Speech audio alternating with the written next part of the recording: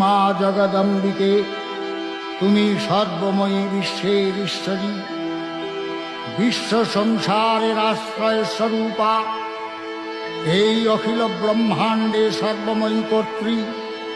তোমার অন্তরস্থলেই সৃষ্টিকর্তা ব্রহ্মা, সর্বশক্তিমান বিশ্বপাতা বিষ্ণু এবং প্রলয়কর্তা দেবাদিদেব বিরাজমান।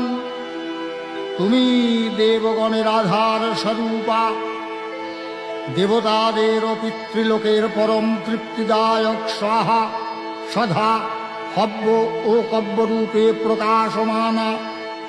হে মা কালী, হে মা বিশ্বজননী, তোমার শরণাগত ভক্তের প্রতি তোমার আশিস প্রতিনিয়ত ভক্ত মস্তকে যেন বর্ষিত হয়, শুধু এইটুকু প্রার্থনা।